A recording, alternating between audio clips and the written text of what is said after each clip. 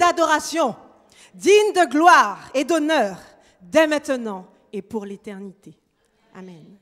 Alors que le corps pastoral nous rejoint sur la chaire, je vous invite à vous tenir debout. Et nous chanterons en l'honneur de notre Dieu, gloire, gloire, gloire.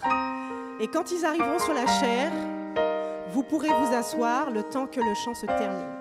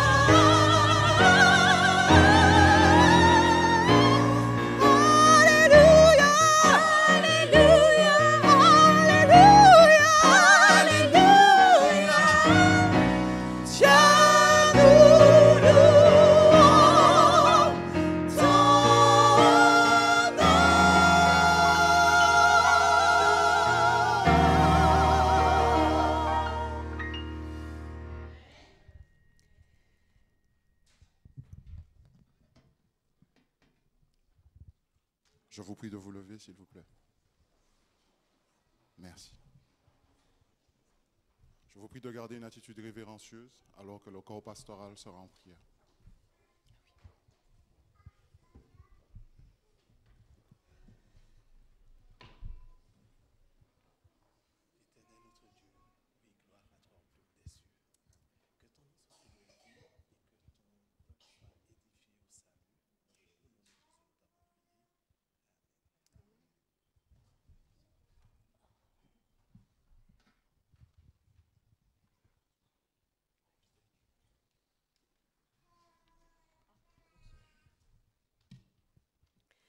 Nous allons prendre notre doxologie.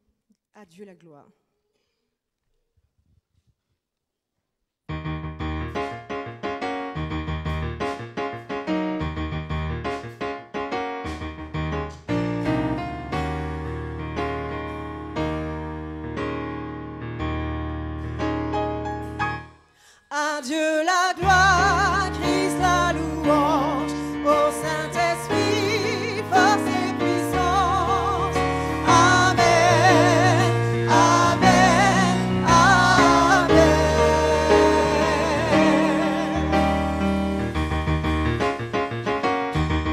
À Dieu la gloire, Christ la louange, au Saint-Esprit, force et puissance.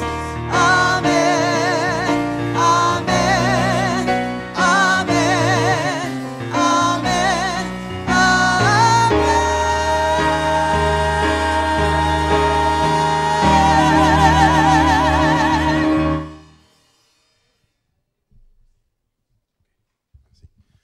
Inclinons la tête pour prière. Notre cher Père Céleste, nous sommes devant toi maintenant. Nous voudrions partager ces moments de louange avec toi. Que ton nom soit glorifié pour toujours. Nous te demandons, notre Dieu, que ton Saint-Esprit puisse venir parmi nous dans notre cœur dans ces matins. En le nom de Jésus, nous te remercions. Amen.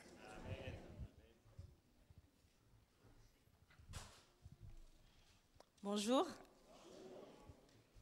J'ai un message pour vous ce matin de la part du Très-Haut.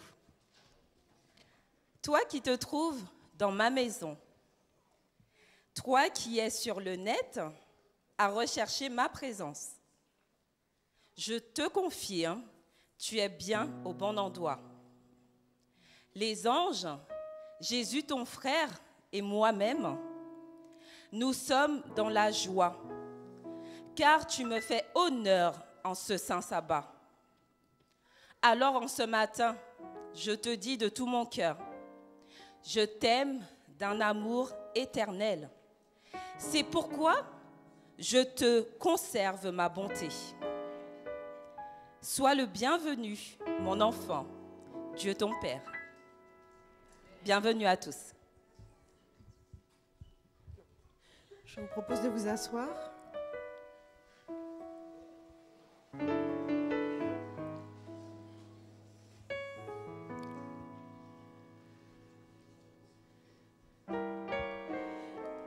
Il n'y a pas de plus grande arme forgée contre nous que le doute. Le doute est comme un virus inoculé par le mal qui passe par chacun de nos vaisseaux et finit par atteindre toutes les cellules de notre corps, de notre cœur. Cette arme est une arme de destruction massive, créée pour une seule chose, notre mort. Le doute fait suite le plus souvent à la déception par rapport à quelqu'un ou plusieurs personnes qui nous ont déçus, des personnes en qui nous avons mis notre confiance, des personnes qui devraient être des exemples, qui ont peut-être un poste de responsable dans l'Église, ou un frère ou la sœur dont nous n'aurions jamais pensé qui pourrait nous faire du mal. Car avant tout, nous avons pensé que nous faisons partie d'une famille. Et qui pourrait penser qu'un membre de notre famille puisse nous poignarder ou nous faire du mal? Ça fait mal, n'est-ce pas? Mais le problème, ce n'est pas le doute que pourrait provoquer ce genre de situation. Le problème est en qui avons-nous mis notre confiance? Si c'est dans les hommes, alors nous serons toujours déçus. Si c'est en Dieu, alors ce virus n'aura aucun effet sur nous. Malheureusement, beaucoup d'entre nous souffrons de ce mal. Et le doute brouille notre perception, brouille notre vision, et nous fait nous renfermer sur nous-mêmes et nous entraîne à en vouloir la terre entière. Et plus en plus, le plus souvent, le doute nous éloigne très, très, très loin de Dieu. Alors quand nous nous éloignons de Dieu, nos actions, nos vies deviennent un désordre. Nous nous embourbons dans le péché, nous finissons par ne plus venir à l'église, ne plus prier, ne plus vouloir avoir contact avec nos frères et sœurs. Si nous sommes dans cette situation ce matin, il nous faut crier à Dieu, chers frères et sœurs.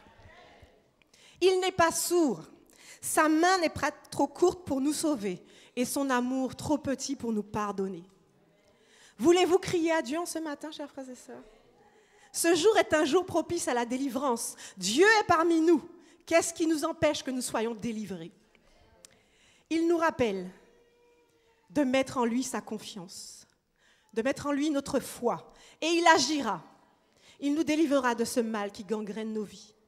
Tendrement, patiemment, Jésus appelle. Il vous appelle, vous et moi. Quelle réponse nous donnons-lui en ce matin?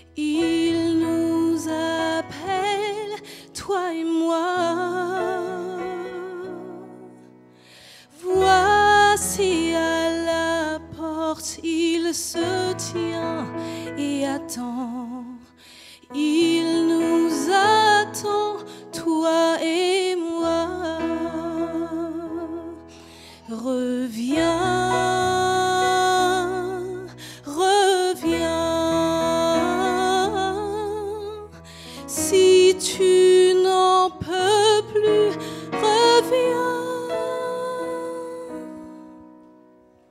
Doucement, tendrement, Jésus appelle. Il dit aux pécheurs, reviens. Pourquoi tardons-nous alors qu'il nous implore? Il nous implore, toi et moi. Pourquoi mépriser sa douce compassion? Elle est pour toi et pour moi. Reviens, reviens. Si tu n'en peux plus, reviens. Sincèrement, tendrement, Jésus appelle. Il dit aux pécheurs, reviens. Le temps passe et nos vies s'en vont dans le vent. Elles s'en vont pour toi et moi. Le temps passe et la mort nous attend sûrement. Elle nous attend, toi et moi. Reviens, reviens. Si tu n'en peux plus, reviens.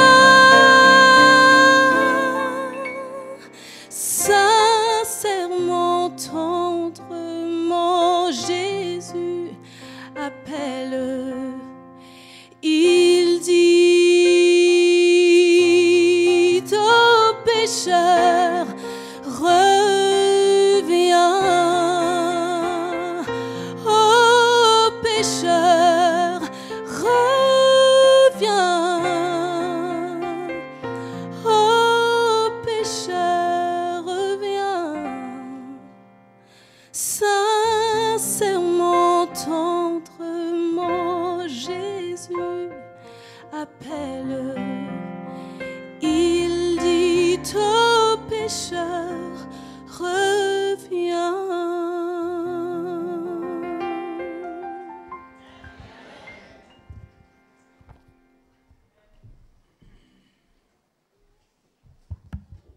C'est notre moment où nous avons notre prière de repentance.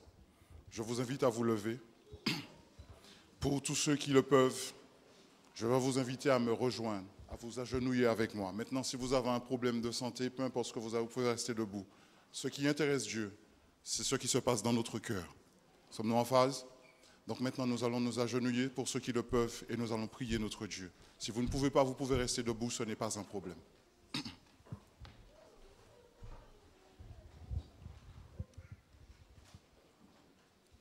Notre Père qui est aux cieux, ô notre roi, nous t'aimons, Seigneur. Nous venons vers toi, Père, avec nos angoisses, nos peurs, nos craintes, nos doutes. En un mot, notre humanité, Seigneur. Nous ne voyons pas plus loin que le bout de notre nez, Père. Cela, quelquefois, limite notre foi en toi, Seigneur. Ce qui atteint cette espérance que nous avons et qui quelquefois atteint ses limites, Père, à cause d'une foi bien limitée, Seigneur. Mais en ce matin, Père, nous voulons te dire que nous reconnaissons notre état, Seigneur. Nous voulons te dire, Père, que nous reconnaissons à quel point nous sommes limités, Seigneur. Limités par nos envies, limités par ce que nous croyons être nos besoins. Limités, Seigneur, limités dans nos sentiments pour toi, Père. Limités dans tout ce que nous pouvons t'apporter, Seigneur. Car trop pris par nos passions, Père. Et c'est pour ça, Seigneur, je te demande pardon ce matin, Seigneur. Je te demande de nous pardonner Je te prie de nous laver dans le sang de ton Fils Jésus-Christ de tous ces doutes, Seigneur, de toutes ces peurs, de toutes ces frayeurs, de tout ce manque de foi, Seigneur. Ô Seigneur, de toute cette fainéantise dans ton œuvre, Père. Pardon, Père. Lave-nous, Seigneur. Renouvelle-nous ce matin, Seigneur. Remets en nous l'espérance, Seigneur. Remets en nous la foi, Seigneur. Donne-nous de nouveau la force, cet amour, ce premier amour, cette flamme qui a brûlé dès le début, Père, et qui s'éteint petit à petit, Seigneur. Oh, je t'en prie, Dieu Tout-Puissant. Élève ton bras du haut des cieux, Seigneur, et prononce toi-même un mot, Père. Bénis ton assemblée. Pardonne, soulage, Seigneur. Guéris. Donne-nous la force d'aller de l'avant avec toi en ce matin, Seigneur. Et c'est pour ça que j'ai une pensée, Seigneur, pour celui qui va élever ton nom ce matin à travers ton évangile, le pasteur Pedro Torres. Je te prie de le oindre d'une façon spéciale, Seigneur. Couvre-le par ton bras puissant. Remplis-le de ton Saint-Esprit, Seigneur, et donne-le-lui de crier ton nom ce matin, Seigneur. Donne à ton assemblée d'être réceptif. Ouvre notre intelligence en ce matin, Seigneur. Ouvre notre cœur, Seigneur, et remplis-nous de ta parole, Père. S'il te plaît, Jésus, ce sera là notre bénédiction, Seigneur. Ce ne sera pas l'or, ce ne sera pas l'argent, mais simplement ta parole, Jésus. Entre tes mains, nous nous remettons. Entre tes mains, je remets ton Église, et que ton nom seul soit glorifié et béni au nom de Jésus. Amen. Amen. Que Dieu vous bénisse.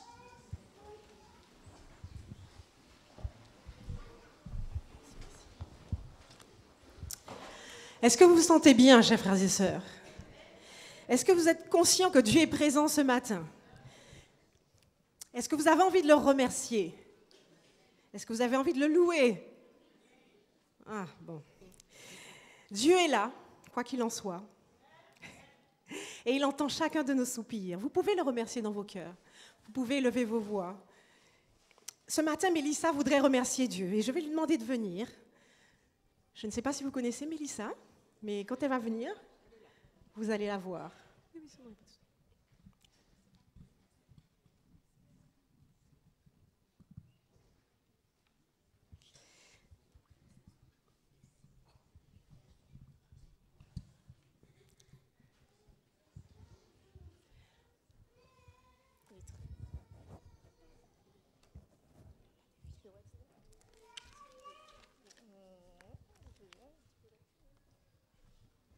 Bonjour à tous.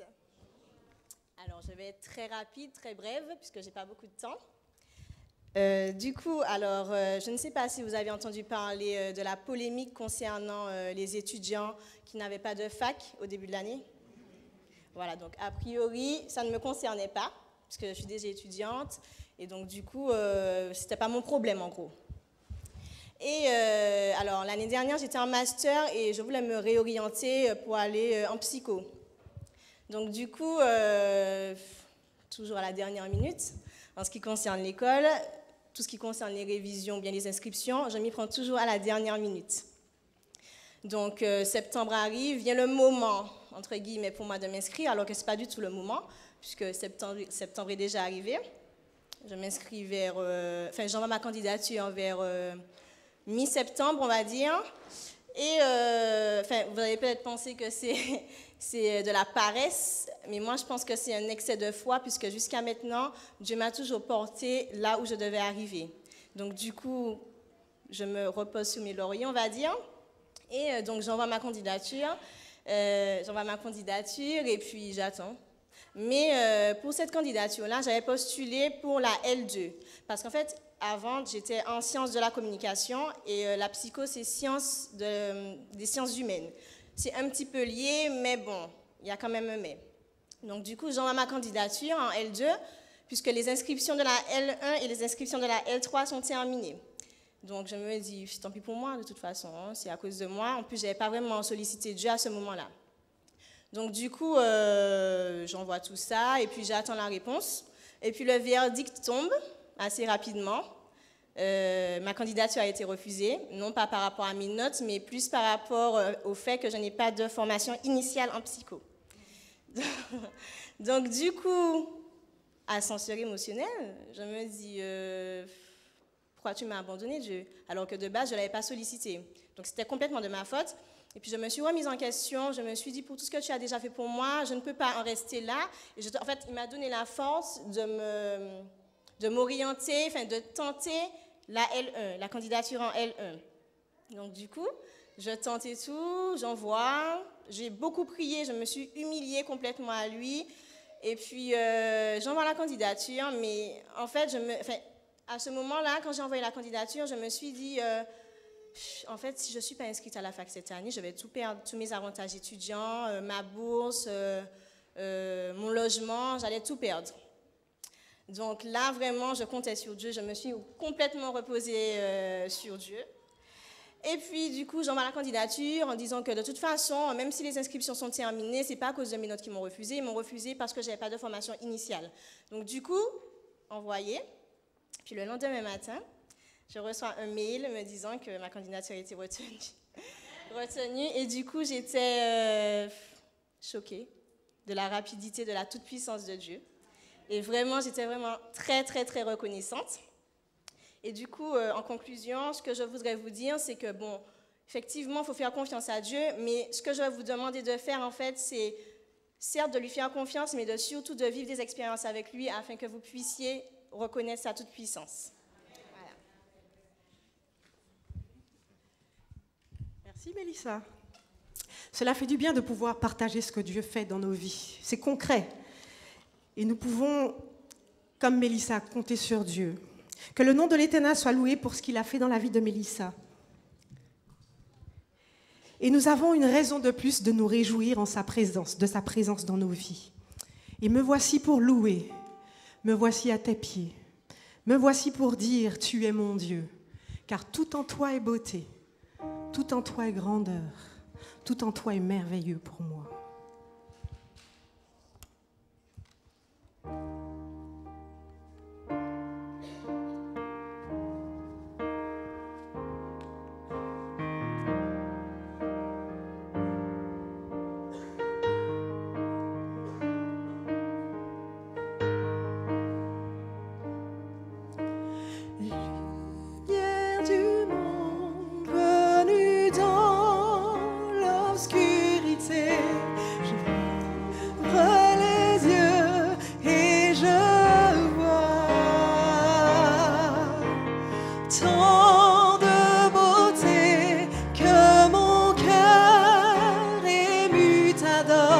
Je sais que ma vie est en toi et me voici pour louer, me voici à tes pieds, me voici pour dire tu es mon Dieu, car tout en toi tout en toi est grande, tout en toi est merveilleux pour moi.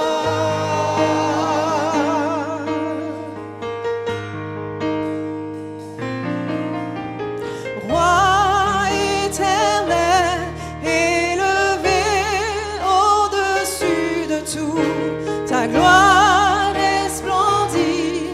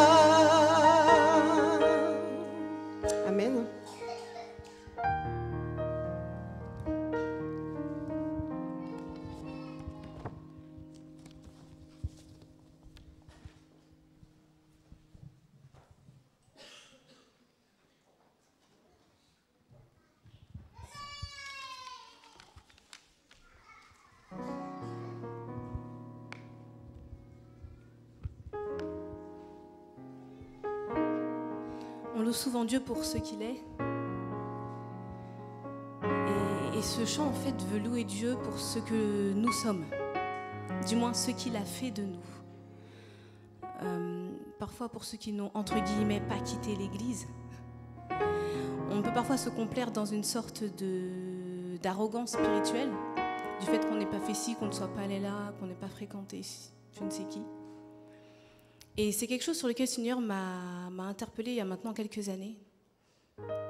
Et je me suis rendu compte que j'étais pleine de cet orgueil spirituel.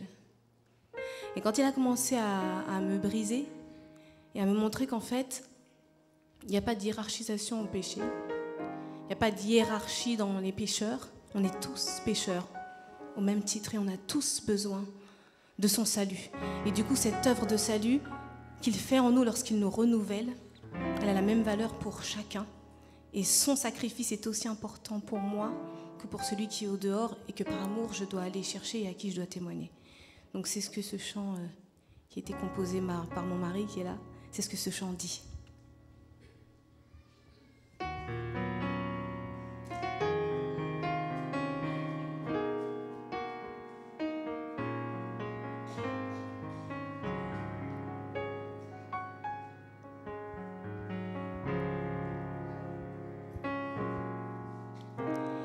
Quel est ce chant émergent de mon cœur?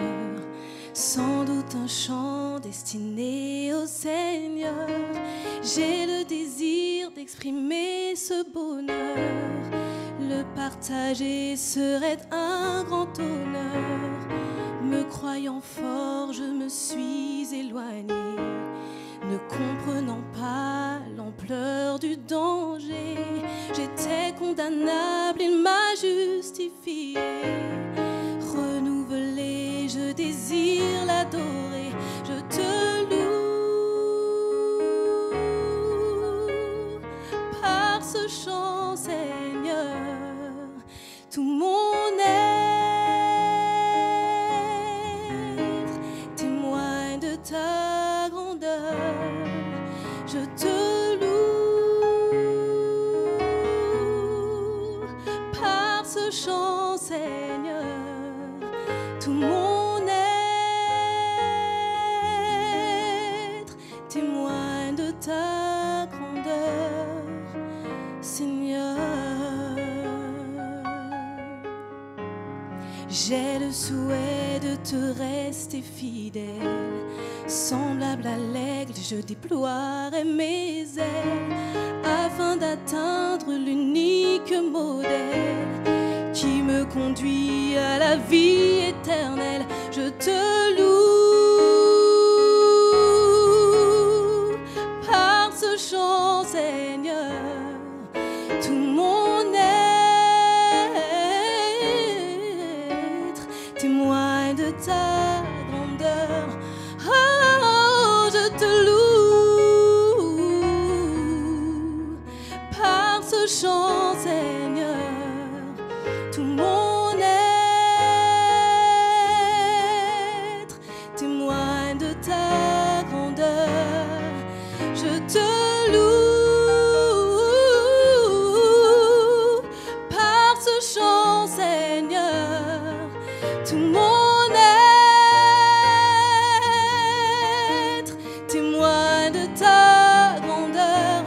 Ah, je te loue par ce chant, Seigneur. Tout mon être témoigne de ta grandeur, Seigneur. Témoigne de ta grandeur, Seigneur. Témoigne de ta grandeur, oh, Seigneur. Seigneur. Amen.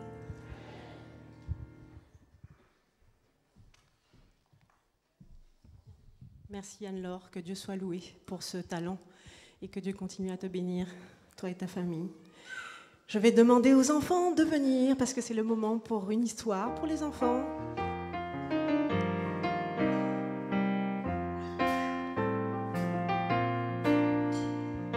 Alors, il y en a pas, il y a des enfants. Ah oui, on attend les tapis.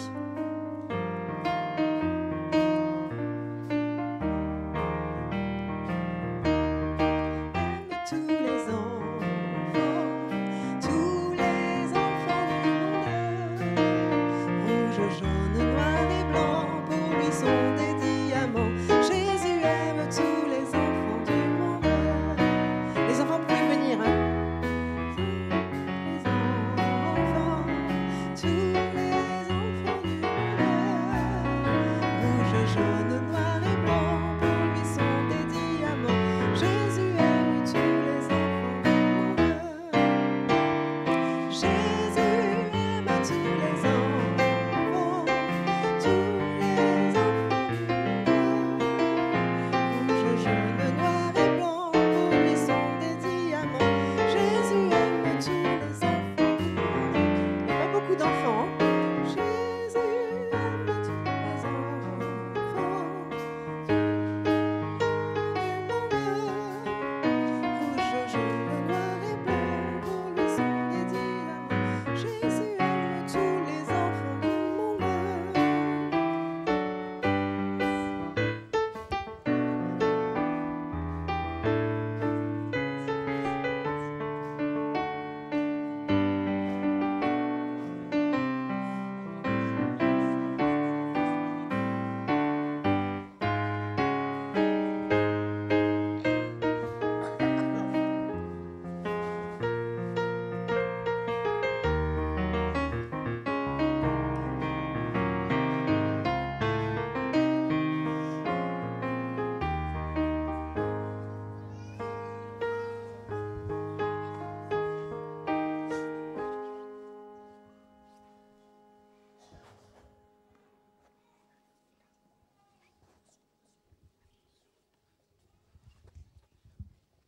Bonjour les enfants et bonjour les grands. Alors, l'histoire que je vais vous raconter, mais avant, je vais vous expliquer. Vous savez, les gens avant, quand ils avaient de l'argent, des trésors, il n'y avait pas de banque.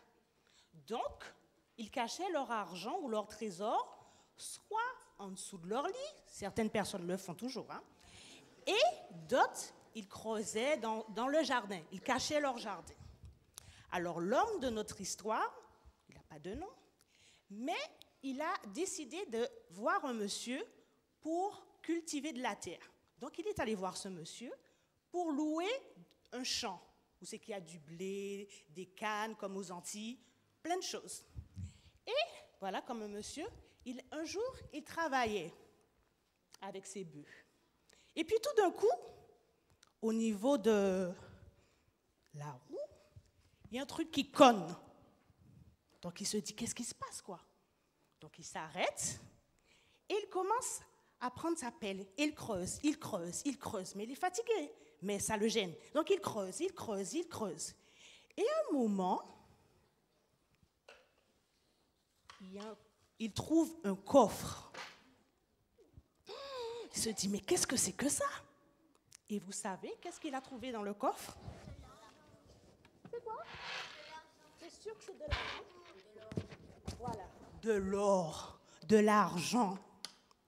Il y avait beaucoup d'argent. Ça faisait du bruit. Ça faisait du bruit. Vous avez vu?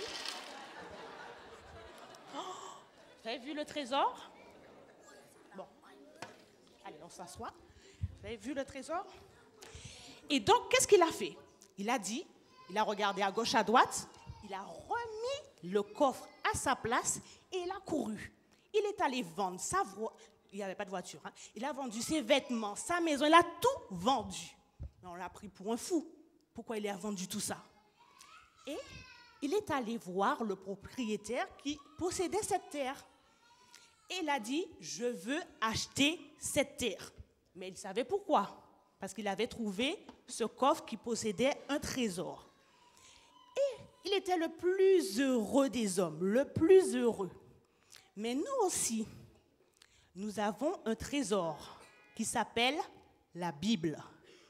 Et nous aussi, nous devons faire des efforts, persévérer, parce que dans ce livre qu'on appelle la Bible, il y a encore plein de petits trésors. Et qui nous dit, je serre ta parole contre mon cœur. Et ça, c'est un beau trésor. Et vous aussi, vous pouvez partager avec vos copains à l'école, et même au JA, dire que vous possédez le trésor qui est Jésus. D'accord? Alors, je vous invite, si vous voulez relire ou raconter à vos petits copains, relire, parce que c'est vraiment merveilleux, dans Matthieu 13 et le verset 40, qui se trouve cette parabole du trésor caché. D'accord? Je vous souhaite un bon sabbat et on retourne à sa place dans le silence.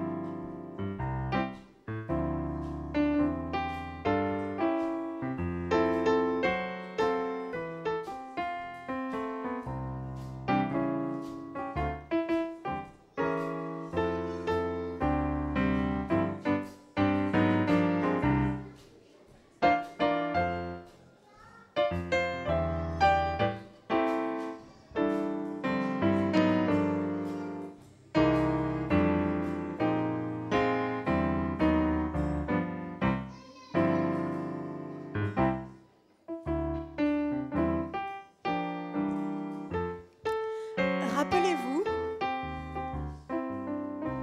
c'est le Seigneur votre Dieu qui vous donne la force d'obtenir ces richesses. Et ainsi, aujourd'hui encore, il respecte l'alliance qu'il a faite avec vos ancêtres. Ça se trouve dans Deutéronome 8, verset 18. Dieu exerce sa bienveillance envers nous et cela doit être réciproque. Nous sommes partenaires avec Dieu pour faire connaître les bienfaits de sa bienveillance. En bénissant les autres, nous recevons les bénédictions également. Alors que nous donnons aujourd'hui, nous serons une bénédiction pour d'autres et nous serons bénis. Soyons une bénédiction aujourd'hui. Je vous invite à pouvoir remettre les dîmes et les offrandes alors que les diacres et les diaconesses vont passer dans les rangs pour les recueillir. Et nous chanterons au numéro 527, « Quand le vol dans la tempête ». Compte les bienfaits de Dieu.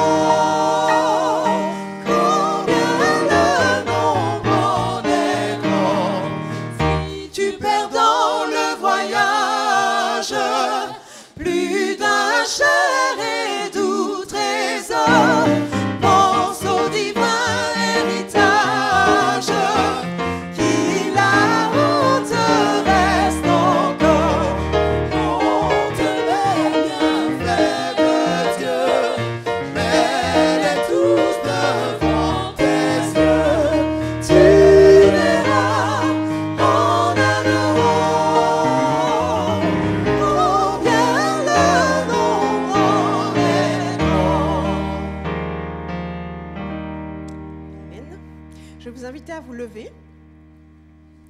Nous allons pouvoir lire le texte qui va être à la base de notre réflexion de ce matin avec Johanna.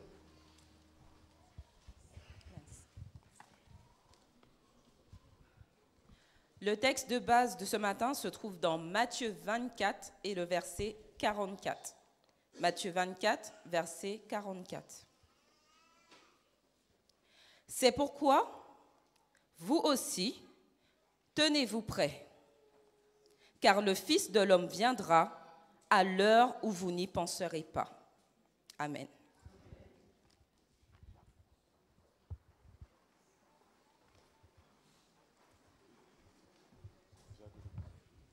Chers amis, nous avons l'honneur et le privilège de pouvoir recevoir Pasteur Pedro Terres parmi nous. Alors, pour la petite anecdote, lorsque j'ai fait mes premiers pas, je pense que tu t'attendais à une petite anecdote. Oh, vas-y. Bon, d'accord. Pour mes premiers pas à la fédération, j'avais une certaine émotion, on peut dire que c'était une certaine appréhension. Je suppose que tu es passé par là aussi un jour. Et je croise cet homme. Cet homme arrive avec, il avait comme de juste, son portable à la main. Donc, le responsable du département de la communication à la fédération, donc fidèle à l'image, son portable à la main, et puis il me salue comme si on se connaissait déjà depuis 30 ans. Ah oui. Ça, c'est l'image que j'ai de Pedro, un homme rempli de vie. Non, c'est sérieux, Pedro. Un homme rempli de vie, toujours souriant, ce grand sourire, il l'affiche toujours. Alors, cet homme est marié, bien sûr, il a 2 enfants, une fille de 17 ans et un garçon de 16 ans. D'accord? Il a son épouse, Susanna. Exactement. Susanna Torres, d'accord? Et puis une dernière petite chose, il est du Barça. Enfin, non, pardon, je voulais dire, il est de Barcelone. Les footeux m'ont compris. On laisse tomber Neymar. On laisse tomber Neymar? Vous avez laissé tomber Neymar. D'accord, alors, que Dieu nous bénisse en ce matin, d'accord? Et qu'il puisse vraiment, comme Léo Messi, marquer des buts ce matin. Merci, merci. Où est-ce que je peux laisser ça? Je vois. La même, n'est-ce pas? Oui. Ok, bonjour à tous. Bon sabbat. Oui. Et je veux vous parler de la communication pendant ce week-end. Vous savez que cet après-midi, on va voir une petite formation pour, pas de tout apprendre, mais trouver de nouveaux moyens pour partager l'évangile, partager de bonnes nouvelles avec les autres. Mais toujours on parle de l'évangélisation, n'est-ce pas? Mais aujourd'hui, je veux vous parler du message. Parce que dans la communication, désolé, je suis trop théorique parfois. Je monte ça un peu. C'est bien? Bon, ok. Dans la communication, le schéma le plus basique, c'est l'émisseur, le récepteur, le message. N'est-ce pas? Ok. Je veux vous parler du message parce que qu'est-ce que c'est prêcher l'évangile? J'entends rien. Oui, c'est une façon. Mais partager l'évangile, il s'agit de communiquer un message de part de Dieu vers les autres. C'est de la communication. Oui, ben oui, ok. Alors, qu'est-ce qu'on doit communiquer?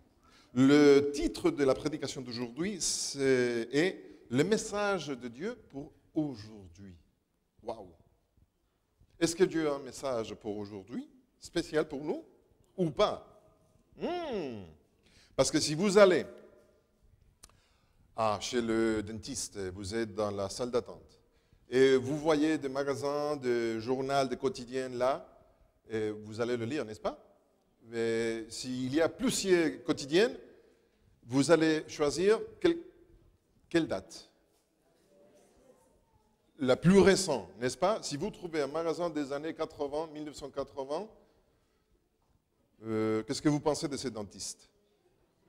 Il n'épargnait rien. Qu'est-ce qu'il a? C'est pas une dépense, mais il est avare. Il faut acheter les paris match, je sais pas, Le Monde, le Figaro. Mais qu'est-ce qu'il y a? Les actualités doivent être fraîches. Pas il y a plusieurs ans. Et Dieu a un message pour aujourd'hui, je vous garantis. Et tout au long de l'histoire, il y a eu toujours la nécessité, le besoin de partager, de communiquer des choses. Vous êtes d'accord?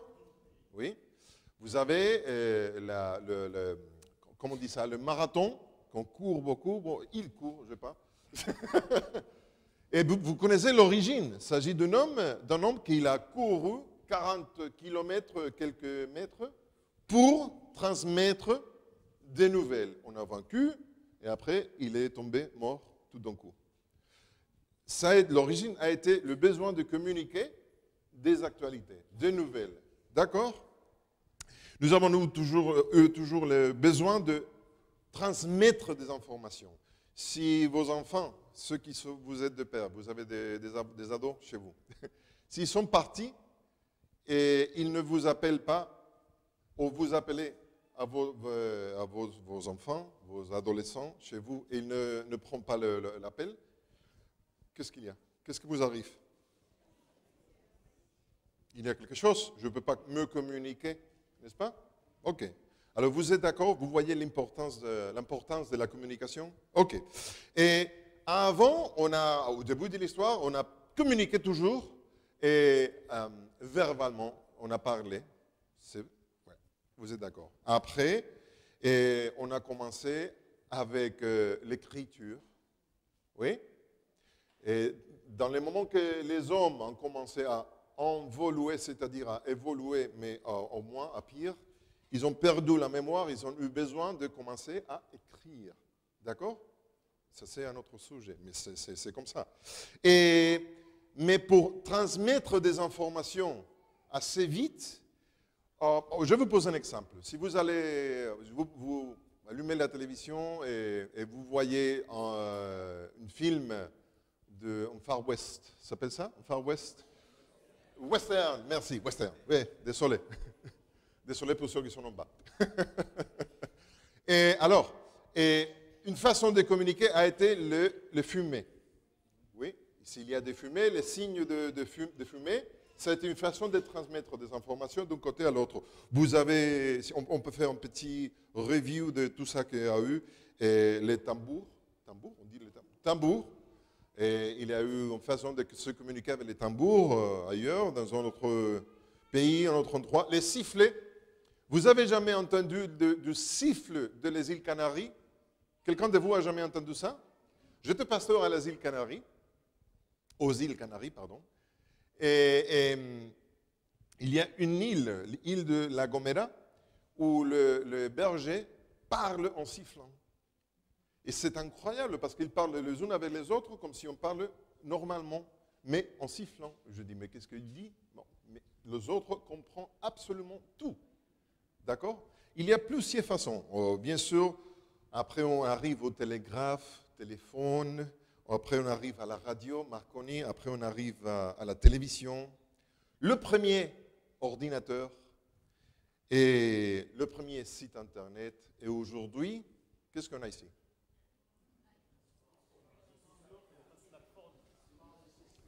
Ici, dans ma poche, j'ai une caméra photo, une caméra vidéo, une machine pour enregistrer des sons, un téléphone, un ordinateur pour consulter Internet. J'ai tout. Oui? N'est-ce pas? D'accord. Vous êtes d'accord avec moi? Aujourd'hui, la communication est vraiment facile. Le besoin de communiquer, maintenant, il y a des gens sur Internet qui nous regardent, n'est-ce pas? Salutations, coucou. Oui. Et le besoin est de communiquer des actualités, des nouvelles importantes toujours. Et grâce à Marconi, je rappelle, il y a eu une étape de ma vie que j'étais chauffeur d'ambulance. Et parfois, on a reçu, accueilli, ramassé. Bon, vraiment ramassé parce qu'il a été par terre. Une personne qui a été vraiment grave, et merci Marconi, j'ai pu parler avec l'hôpital d'avance à travers la radio. Et l'équipe médicale m'a attendu toujours avant que j'arrive dans la salle d'urgence. C'est incroyable, ça a sauvé des vies. Et je vous pose une question. Est-ce que vous pouvez vous imaginer le journal de la télé, 20h? Imaginez. Commence, on entend la musique, on voit le journaliste. Bonsoir à tous, aujourd'hui, il n'y a pas de nouvelles. Il n'y a pas d'actualité. Après quelques secondes de silence, on y va pub. On va publicité. Vous vous imaginez ça? C'est pas possible, n'est-ce pas? En service des notices d'actualité, le journal, sans aucune nouvelle à raconter, sans aucune actualité à raconter, sert de rien. Vous êtes d'accord? Un messager, sans aucune personne que l'on voit, sert de rien. Je vais vous poser un autre exemple. C'est une histoire vraie, réelle, que ça l'arrivait à un professeur de théologie que j'ai eu à l'Espagne il y a plusieurs ans. Il a été avant le directeur du séminaire théologique au Cameroun, Nangai Boko. Là-bas, il n'y a pas de pompiers, sapeurs comme on a ici. Tu vois, s'il y a un feu, on prend le portable et on appelle les pompiers. Ils arrivent tout d'un coup. Bon, on a tous les services d'urgence pour éteindre le feu. Oui, mais là-bas, c'est pas comme ça. Mais dans ce moment, on parle toujours des années 1970-15, quelque chose comme ça, d'accord? Et chaque fois qu'il y a eu un feu, ils ont eu besoin de réveiller tout le monde et aller apporter des seaux avec de l'eau pour éteindre le feu. Et si le feu est vraiment assez important, il faut aller envoyer quelqu'un d'autre au village le plus proche pour demander de l'aide, d'accord? Et c'est ça qu'on marche. J'étais missionnaire aussi à l'Afrique, à la guerre de Rwanda, je rappelle, les ambulances là sont de 4 personnes avec un petit lit, tu vois, mais ça c'est tout. mais bref, il a eu un feu, ils ont frappé, un étudiant a frappé la porte de ce pasteur. Il a dit, monsieur, il y a un feu, il faut qu'on fasse quelque chose. Il est parti, et il avoue que le feu a été vraiment important. Il a appelé un adolescent, un étudiant, il a dit, écoute, garçon, jeune homme, viens ici. Il est venu, oui, pasteur, oui, pasteur. Oui. Oh, c'est le pasteur qui m'appelait. Écoute, il faut que tu viennes à la ville, je ne rappelle pas le nom, le plus proche, et tu lui dis que il est parti. Il a dit, mais tu lui dis que...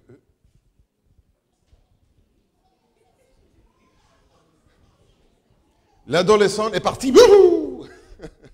Il s'arrête, il revient. Oh, désolé, pasteur, je lui dis quoi?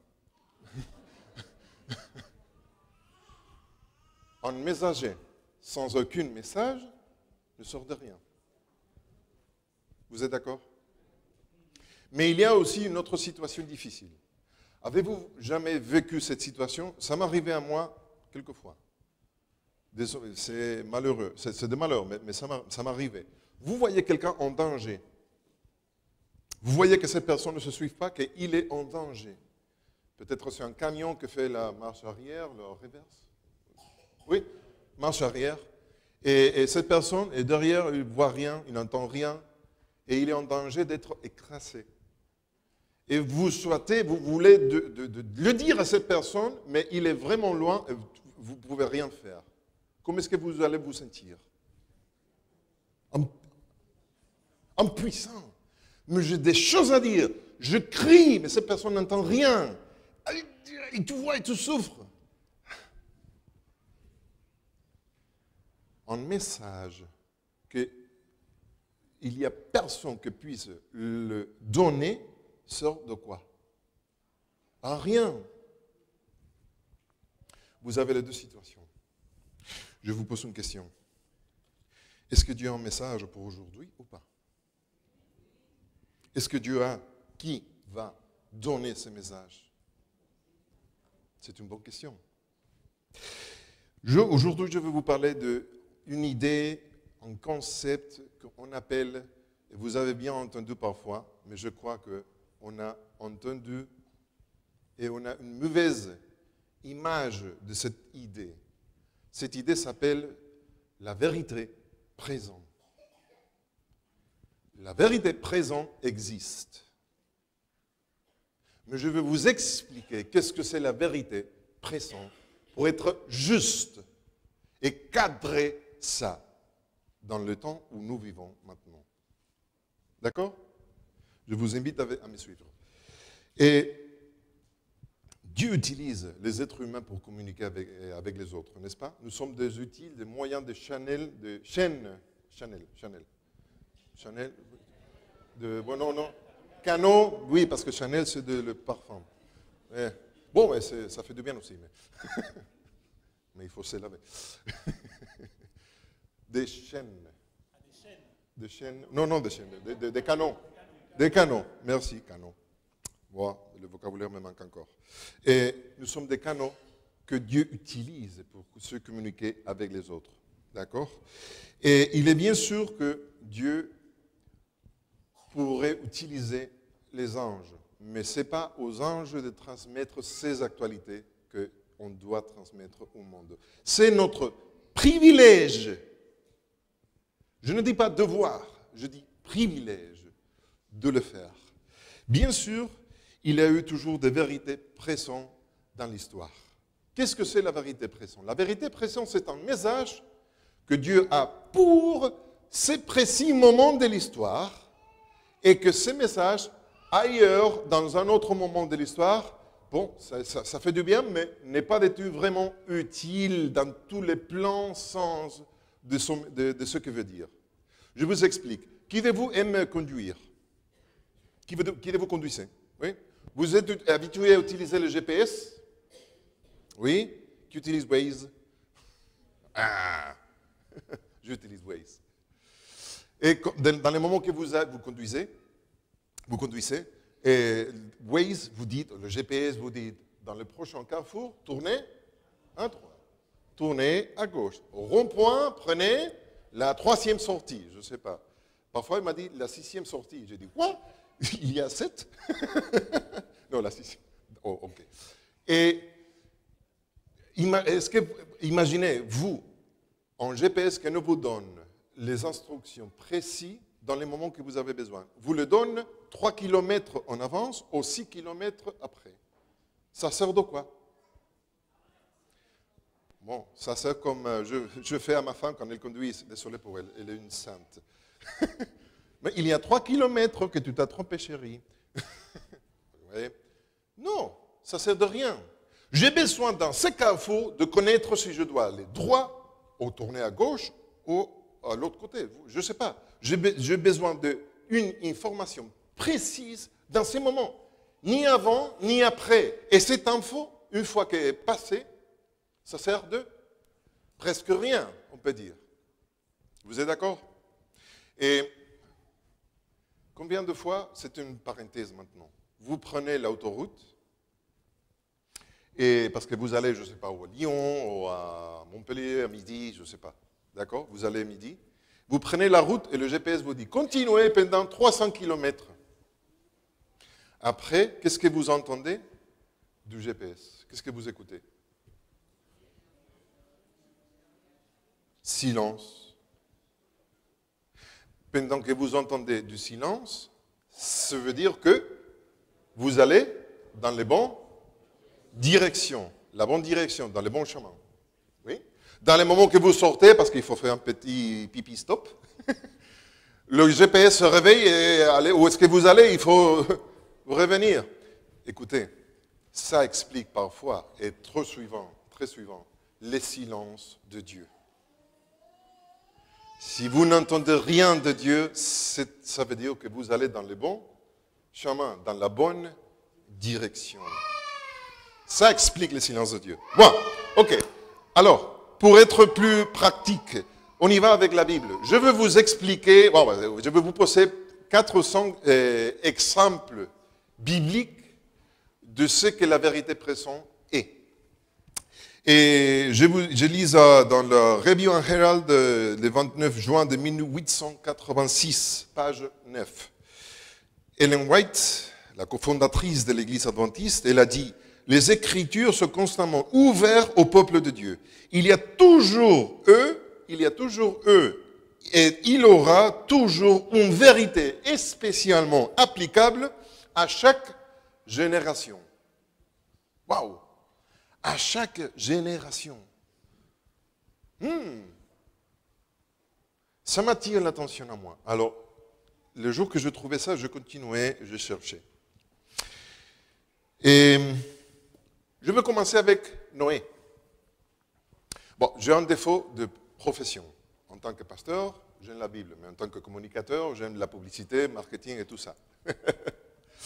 Noé, il a eu un message spécial pour sa génération, la génération contemporaine à lui. OK? Et j'aime toujours de faire un résumé du message dans une seule phrase, ce qu'on appelle le slogan. Slogan? Slogan. Slogan, slogan. Bon, ok, slogan. Ok, le slogan. C'est tous les messages condensés, résumés dans une petite phrase, parfois un petit mot. D'accord? Oh, ça s'enregistre.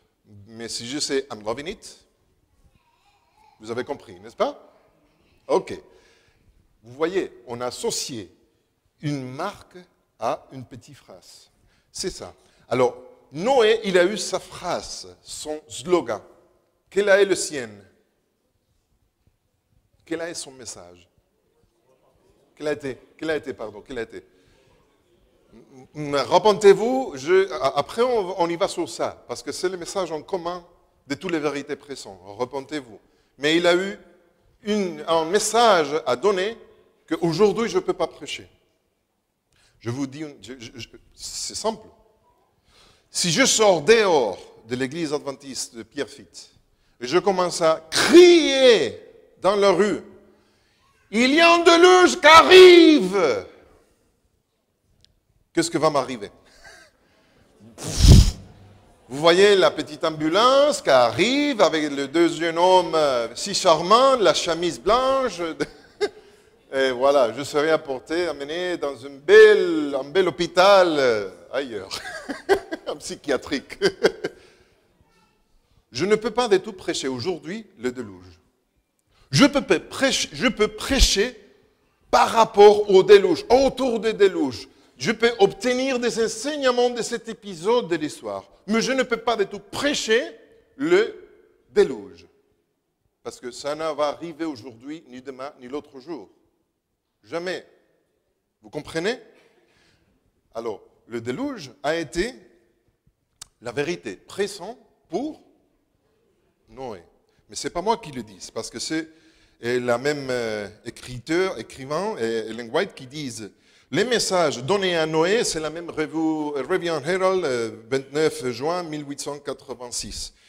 Et les messages donnés à Noé étaient la vérité présente pour ce temps-là. Et si les gens avaient accepté ce message, ils auraient été sauvés de se noyer dans les eaux du déluge. Alors, je souligne, ces messages donnés à Noé étaient la vérité présente pour ce temps-là. Vous êtes d'accord? Mais si je prêche aujourd'hui ça, vous pourrez me visiter dans le psychiatrique. C'est vrai? Oui. Un autre exemple. Moïse. Quel a été le slogan de Moïse? Voilà. Mais j'aime plutôt la version américaine du musical.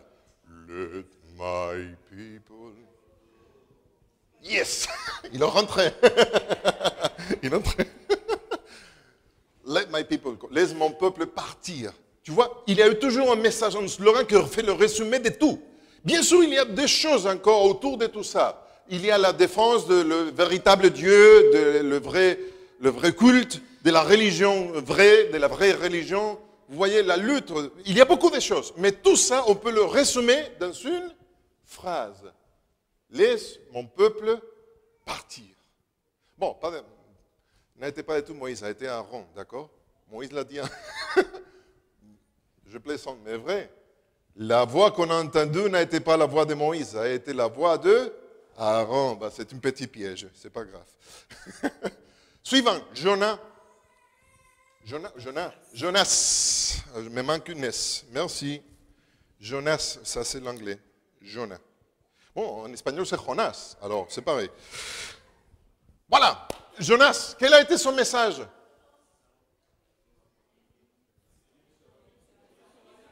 Attendez, ici il y a un jeune homme. Dis-moi. Bien. Son message? Futur communicateur. Attends, ça marche? Non. C'est ouvert. Ça marche. Bon. Le message, c'était, Dieu lui a dit d'aller dans une ville Oui. parce qu'il faisait que de louer des idoles. Oui. Il lui a dit de changer et ils l'ont écouté. Ils l'ont écouté. Très bien. Il lit sa Bible. Hein? Merci, merci. Hey, super. OK. Bon. OK. Le message, tout ça, on peut le condenser dans une phrase. D'ici 40 jours, Ninive sera arrasé. Pouah. Mais ça, il a été le pire communicateur parce qu'il a donné seulement la moitié du message. Il n'a rien dit de la repentance. Mais c'est ce qui a réussi.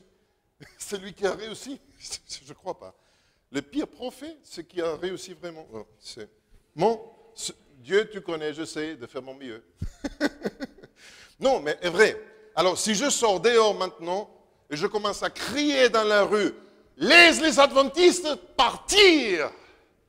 Et voilà, j'ai déjà une chambre dans cet hôpital réservée pour moi. Et voilà. Mais après de quelques temps, je sors et je viens et je dis, wow, d'ici à 40 jours, Pierre-Fils sera détruit. Et ils vont dire, bon, il revient. Attendez, vos clients principaux, il est ici. Je ne peux pas prêcher ces choses aujourd'hui. Je ne peux pas dire que Pierre-Fils sera détruit d'ici à 40 jours. Je ne peux pas dire laisse les adventistes partir. Vous voyez? C'est une vérité qui a été spéciale pour ces moments particuliers de l'histoire. On a aussi Jean-Baptiste.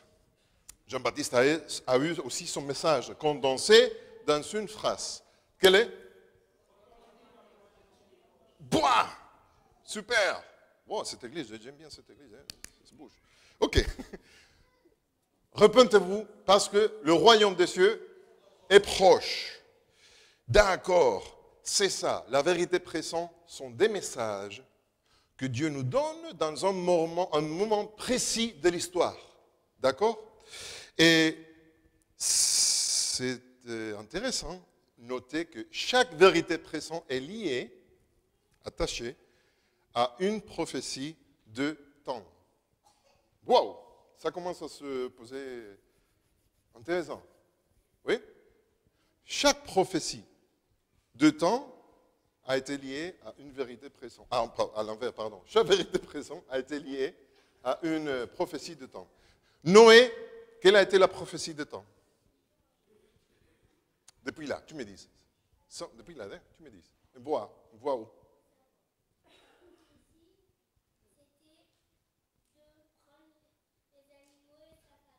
Oui. Oui.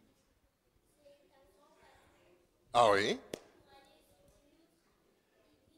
Combien de temps il a eu pour faire ça? 120 ans. Vous voyez, il a eu un morceau de temps qui a été assigné à ces vérités présentes, on peut dire. Et Moïse, quelle a été la prophétie de temps? Bon.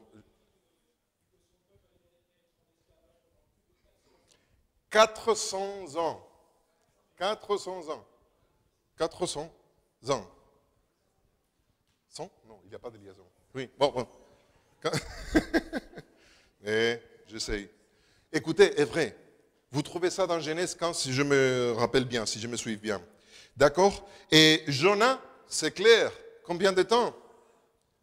40 jours. C'est la quarantaine. C'est la quarantaine. Et Jean-Baptiste, quelle a été la prophétie des temps?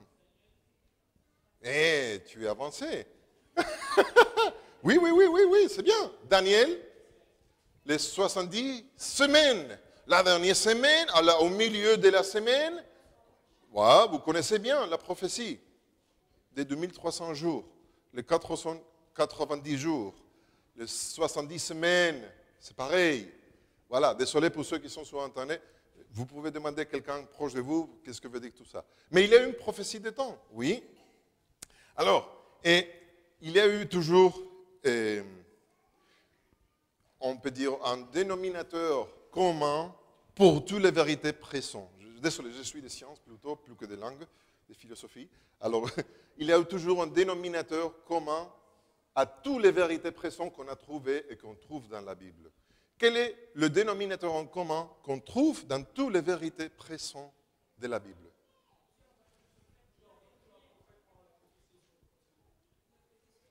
Voilà, je le fais court. C'est Jésus. C'est la repentance. Parce qu'aucune vérité pressante ne sert de rien s'il n'y a pas de choix de la repentance, pour se repentir. Merci. Bon, je te regarde à toi, tu me corriges. Vous voyez ce que je veux dire? Noé, si les gens avaient accepté le message, ils savaient repenti. Oh, je dois essayer de le faire plus facile. Moïse, Ninive, tous ceux qui étaient autour de Jésus, n'importe quel moment de l'histoire de la Bible, dans la Bible vous prenez, il a toujours l'offre de la repentance.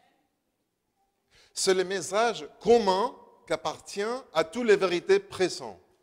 D'accord? On peut dire c'est la base. Et les vérités pressantes, c'est les toppings qu'on met chaque fois. Yes? Oui? Vous êtes d'accord? C'est Jésus-Christ qui nous donne la chance de nous en profiter de ces messages, de cette vérité pressante. Sinon, cette vérité pressante sert de rien. Un rien. Et écoutez, mais il y a encore des autres prophètes qui ne sont pas dans la Bible, des autres vérités pressantes qui ne sont pas dans la Bible, mais qui continuent, mais qu'ils ont continué. Vous savez, avant d'arriver aujourd'hui, ou pressant, parce que le titre c'est le message de Dieu pour... Avant d'arriver à aujourd'hui, je vous pose une question. Qu'est-ce que nous attendons? En tant qu'adventistes, le retour de Jésus. Cet espoir, nous l'avons dans le nom de notre dénomination, de notre Église, n'est-ce pas? Nous sommes des adventistes, c'est-à-dire ceux qui attendent le retour de Jésus. Écoutez, si le déluge a été assez important ou pas? Ça a affecté à qui? Et Dieu a donné un message, une vérité pressante pour ce moment-là, n'est-ce pas? D'accord. Le ministère de Jésus sous cette terre a été important ou pas? Dieu a donné un message, une vérité pressante pour ce moment ou pas? Oui. Nous attendons quoi? Je reviens, le retour de Jésus. Ça sera quelque chose de petit, sans importance, ou ça va affecter à qui? Je vous pose une question. Je vous pose une petite question. On peut comparer le déluge au retour de Jésus par rapport à qui va affecter?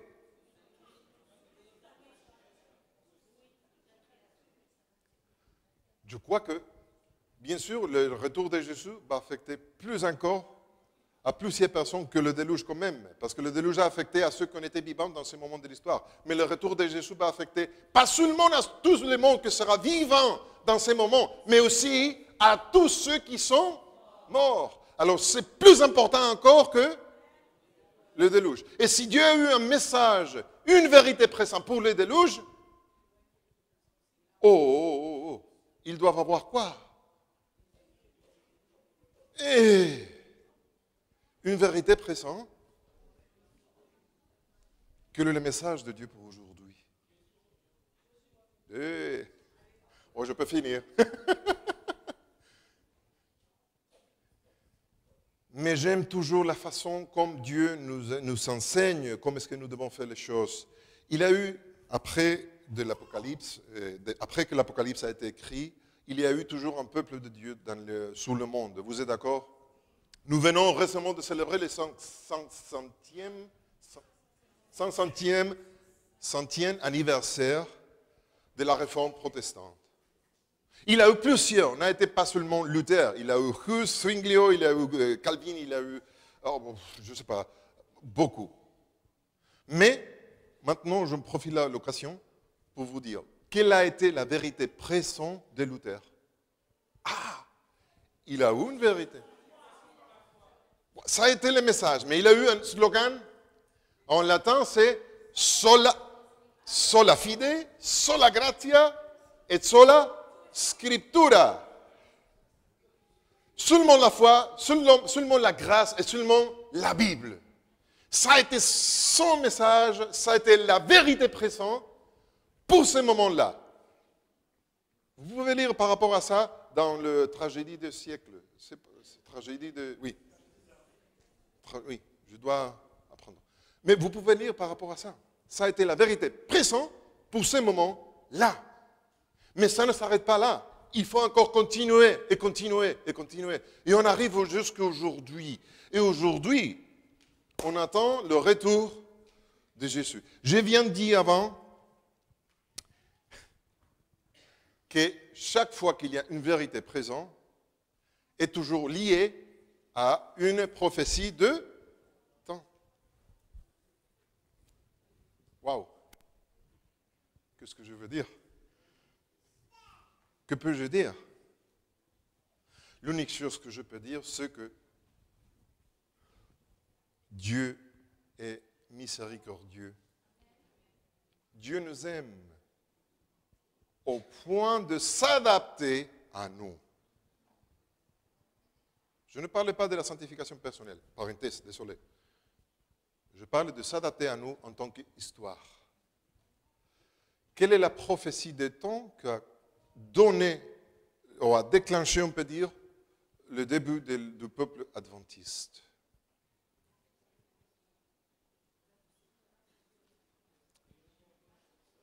« 1844, 22 octobre, d'autres fois, Daniel 8 et 9.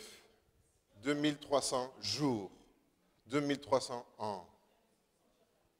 Écoutez, et ça c'est le point où je vois la grâce de Dieu. Parce que Dieu, cette fois,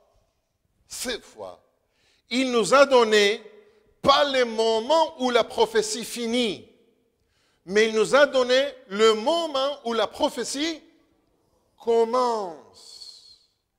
Et il est si miséricordieux qu'il a dit, mais écoutez les gars, c'est à vous de le finir.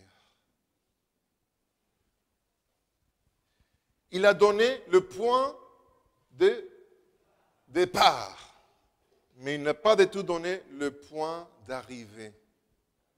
C'est l'unique fois qu'il l'a fait, parce qu'il nous aime. Je vous pose une question. Écoutez bien, quelle est l'unique, désolé pour le temps, mais je vais prendre un peu plus de temps. Quelle est l'unique condition pour voir Jésus-Christ revenir sous les nuages de cieux vers nous, pour nous chercher? Quelle est l'unique condition? Lisez dans la Bible, Matthieu 24, 14. Matthieu 24, 14. Allez-y. Wow, quelqu'un avait une voix assez forte. Mettez-vous debout, quelqu'un. Qui là? Ouais.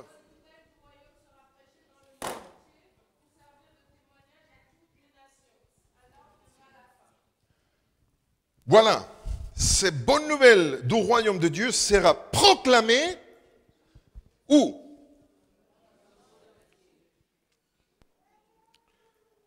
Alors, seulement après, que va venir, que va arriver? Quelle est l'unique condition pour voir Jésus revenir pour nous chercher.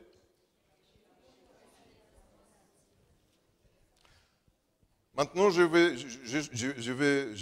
vais être très dur maintenant. Non, mais c'est vrai. Désolé, mais l'unique condition n'est pas du tout la loi dominicale. Vous avez entendu? N'est pas du tout la loi dominicale.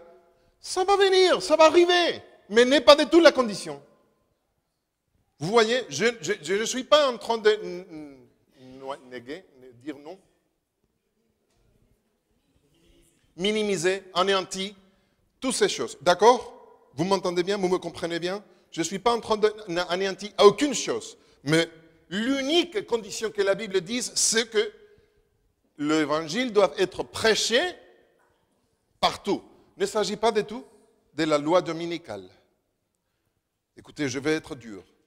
Il ne s'agit pas du tout du sabbat. Je sais que quelqu'un va couper maintenant la vidéo et ça sortira absolument du contexte, dehors du contexte. Attendez jusqu'au fin. Patientez, s'il vous plaît. Il ne s'agit pas de la dîme, d'être végétarien, végétalien. Il ne s'agit pas du sanctuaire. Il ne s'agit pas de... Je vous explique. Combien de fois vous avez partagé l'évangile avec n'importe qui? Vous l'avez dit, mais vous savez qu'il faut respecter le sabbat, le samedi, c'est le jour de Dieu. Et les gens vous disent, moi, tu es fou, je vais perdre mon job. Avec la crise aujourd'hui, c'est une folie. Ah, maman, oui, un jour. Et vous dites, écoutez, il faut arrêter de boire d'alcool, il faut arrêter de manger certains types de choses. Tu habites en France. Tu es fou. C'est pas grave.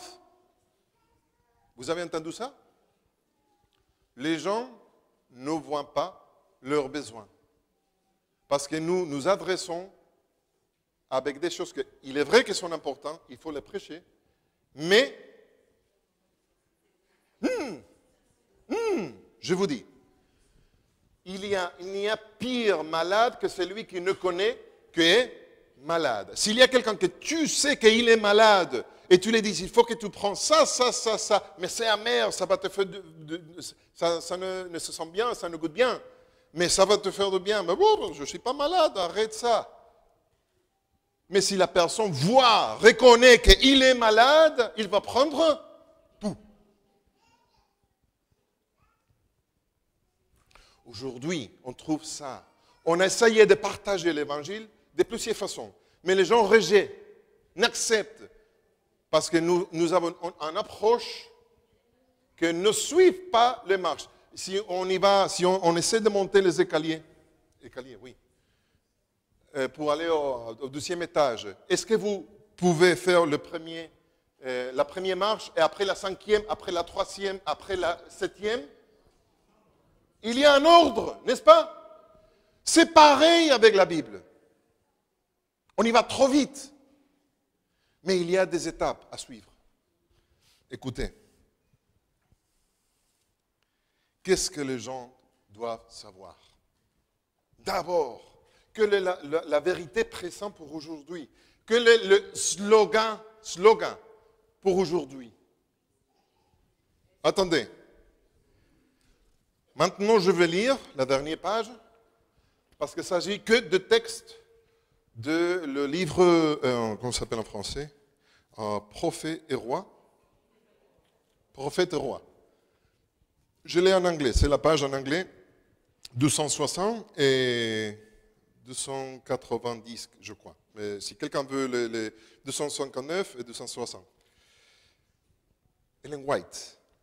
Je crois que vous êtes d'accord que cette personne a été plus inspirée que moi-même. Vous êtes d'accord? Merci, vous dites que je ne suis pas inspiré. Non. Non, mais c'est vrai, n'est-ce pas? Ok. Elle a écrit, le message de Dieu pour les habitants de la terre est aujourd'hui, les habitants de la terre aujourd'hui est 2 points. Et elle cite Elle donne la citation exacte de quelle est la vérité présente pour aujourd'hui. Voulez-vous la connaître? Sûr? Ah oui? Ah oui? Vous l'avez dans votre Bible. Matthieu 24, 44. C'est pour ça, Lydien, que je me suive toujours du texte de cette prédication, parce que je l'ai engravé au feu dans mon esprit. Matthieu 24, 44. Quelqu'un peut le lire?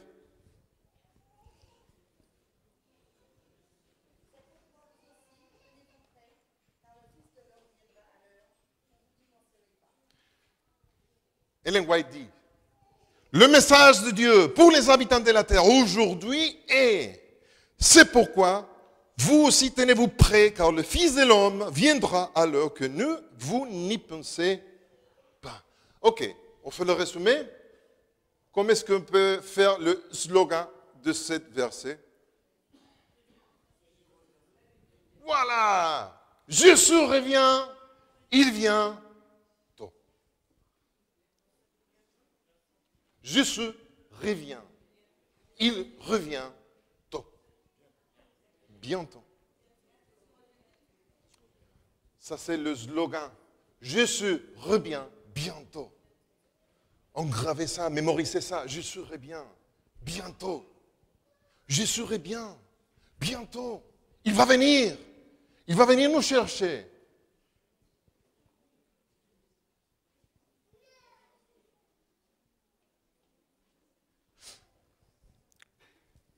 Dans les moments que le Pentecôte a eu lieu à Jérusalem,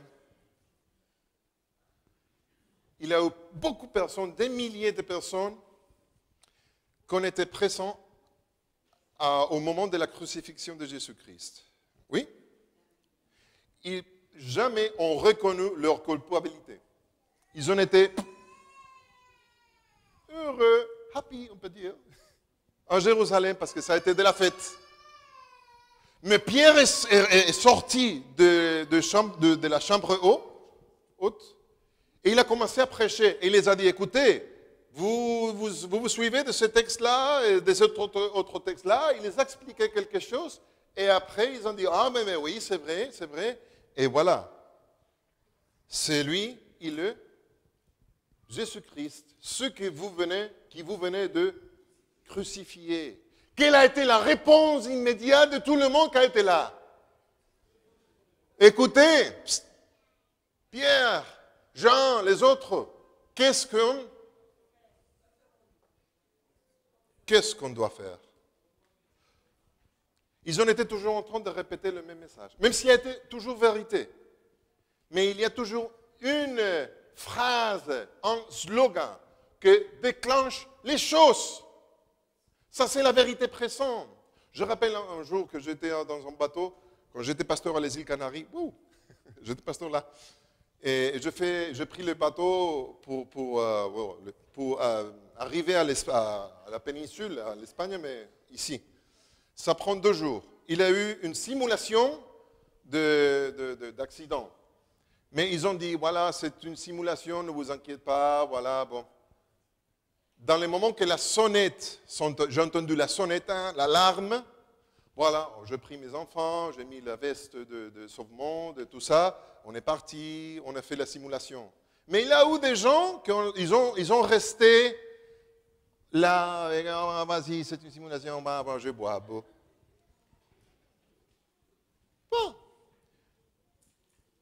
S'il n'y a pas de vraie urgence, tu fais rien. On a besoin toujours d'un signal d'alarme qui déclenche l'acceptation, la réponse. Et ça, c'est la vérité présente. La vérité présente est, vous êtes endormi. Jésus revient bientôt. Écoutez, je n'ai pas le temps.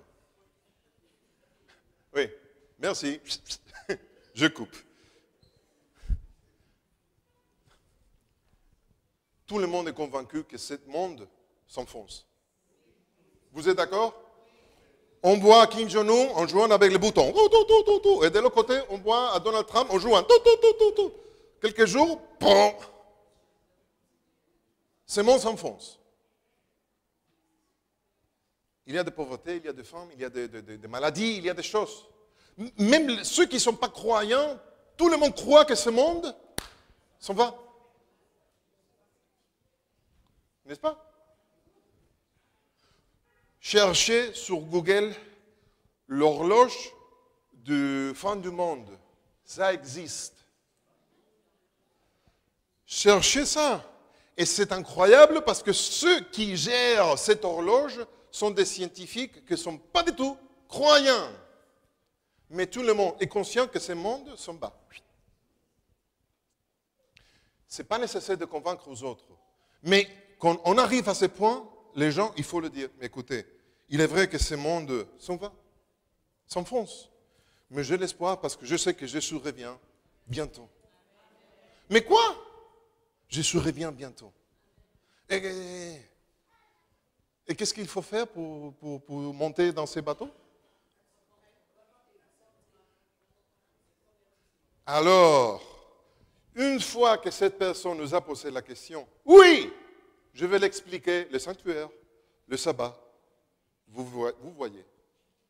Vous voyez la différence? Je n'ai jamais dit qu'il ne faut pas prêcher. Non, je n'ai jamais dit ça. Il faut le faire, mais il faut le faire dans le correct, dans l'ordre correct. Si les gens ne reconnaissent pas qu'ils ont besoin, ils ne vont rien faire. Mais si tout ce monde s'en va, on peut y aller où? À Mars, à la Lune, je ne sais pas où. Non. Mais écoute, ce monde a une solution. J'attends le retour de Jésus. Il vient bientôt. Mais qu'est-ce qu'il faut faire? Est-ce que je peux monter avec toi dans ces bateaux? Ah oui, tu peux venir. Mais qu'est-ce qu'il faut faire? Vous voyez la différence? Je vais lire assez vite et je finis. Désolé. Nos conditions, je lis, les conditions qui prévalent dans la société et spécialement dans les grandes villes des nations, et Paris, tu vois, c'est petit, hein? Proclament avec une voix de tonnerre que l'heure de jugement de Dieu est venue. Tout le monde est d'accord avec ça, même ceux qui ne sont pas croyants. Oui? Et tout ça proclame que la fin de toutes les choses terrestres est proche. Nous sommes au seuil de la crise des âges. Au seuil. Oui, merci. En succession rapide, les jugements de Dieu se succéderont de feux, des inondations, des tremblements de terre, des ouragans, avec la guerre, les fusions de sang. Nous ne devons pas être surpris en ces moments pour des événements à la fois grandes et décisives. L'ange de la miséricorde ne peut pas rester longtemps pour abriter les impénitents. Écoutez bien, l'Église de Christ est l'agence de Dieu pour la proclamation de la vérité. L'Église de Pierrefitte, c'est l'agence de Dieu pour prêcher la vérité. Et Dieu n'a pas du tout mis une date finale. Il a mis la date de début, mais c'est à nous de finir ça. Vous savez que dit de Pierre? Et Dieu n'est en retard. Il attend que nous repentons. C'est à nous. Je continue. Et l'Église est habilitée par Dieu à faire un travail spécial. Écoutez, je veux souligner le temps du verbe. L'Église a été habilitée pour faire ce travail. Vous vous suivez? L'Église ne sera habilitée. Elle a été déjà habilitée. C'est-à-dire, on a tous les outils pour faire le boulot. Alors, qu'est-ce qu'il y a? On a déjà tout ça qu'on a besoin. Si l'Église sera fidèle à son allégeance à Dieu, il n'y a pas de pouvoir qui peut s'opposer à l'Église. J'aime ça. Les forces de l'ennemi ne seront plus capables de l'accabler que la balle pour résister au tourbillon. La paille, pardon. Vous avez vu la paille quand vient le vent? Ça sera Satan devant nous. J'entends aucun amen. Satan devant nous sera comme la paille qui est apportée pour le vent. Et ça va arriver. Et ça va arriver parce que est écrit, est prophétisé. Je continue.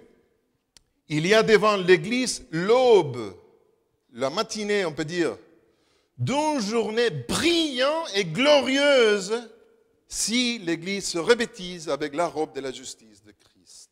Ah, il y a quelque chose à faire. Mais écoutez, pour finir et respecter les temps, parce que Lydia, je le vois toutes les semaines, alors... Je prends ces phrases, je vais finir avec ça. Il y a devant l'Église l'aube, l'aurore, le matin, quand le soleil sort, aurore, l'aurore, quand le soleil sort. Devant nous, nous attend un jour de soleil, de gloire. Et ça va arriver. Et ça va arriver à l'église de Pierrefitte. Alors, écoutez, c'est une prophétie. Et je ne suis pas du tout un triomphaliste.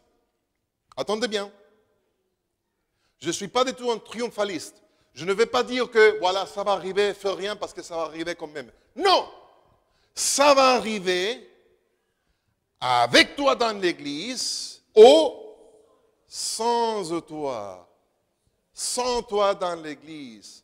Au pire encore et plus triste, ça va arriver avec toi dans l'église en prêchant l'évangile ou malgré toi dans l'église, sans rien faire. Alors la question que je te pose aujourd'hui, il y a un message de vérité présent. Il y a un message urgent à donner à tout le monde. Qu'est-ce que tu vas faire? Parce que l'église va réussir. Avec Pedro, sans Pedro, avec Pedro ou malgré Pedro. Ça ne dépend de moi. L'église va réussir. J'espère que chacun de vous, de nous, soit dans l'église activement dans les moments que Jésus revient. Parce que c'est ça qu'il faut faire. Et si vous venez aujourd'hui, 15h30, on va voir plusieurs façons numériques, modernes, techniques, je ne sais pas comment, de faire ça.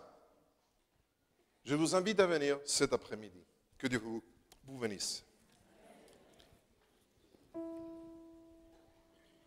Merci.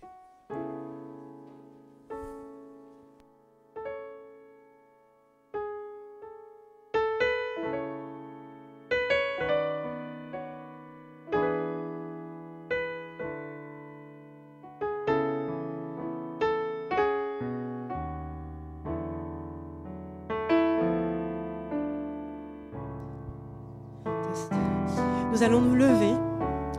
Nous allons pouvoir chanter. Tenons nos lampes prêtes, chrétiens, préparons-nous. L'heure et les trompettes annonceront l'époux. La première strophe.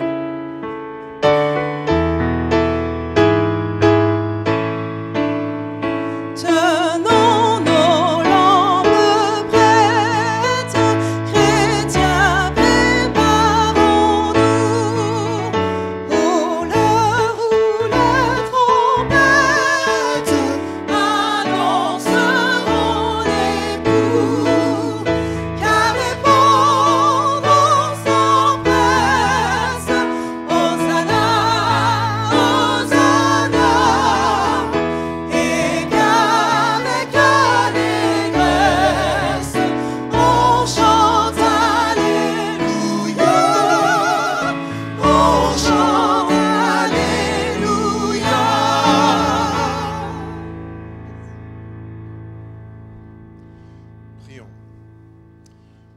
Notre Père Céleste, nous te remercions pour la miséricorde que tu nous accordes chaque jour, mon Dieu.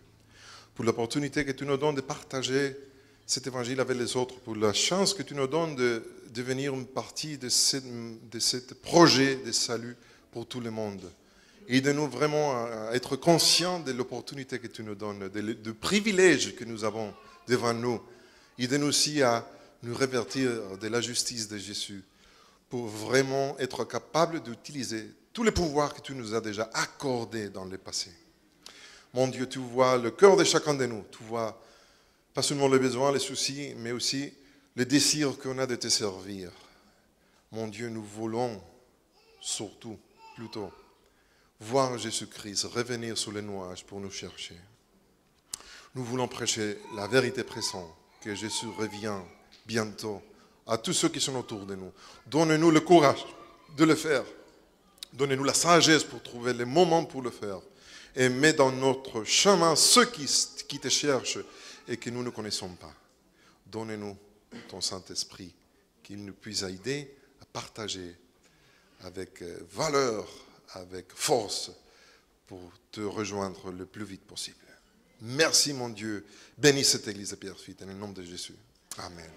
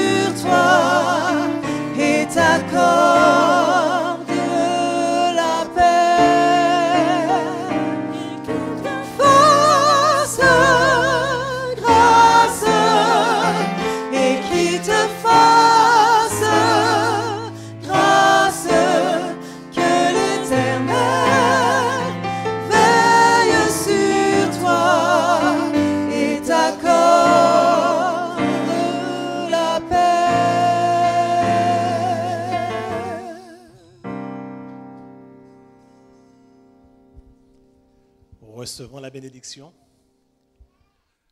Oui, que l'Éternel tourne sa face vers toi et qu'il te bénisse. Que l'Éternel te donne la force pour proclamer son nom, parce que Jésus revient bientôt. Allons dans la joie, dans la paix du Seigneur, au nom de Jésus-Christ. Amen.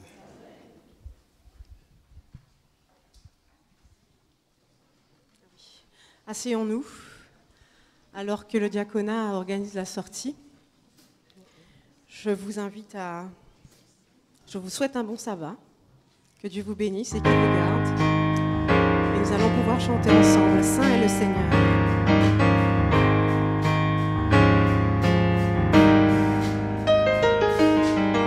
Je lève les mains vers le ciel, car la joie du Seigneur est ma force.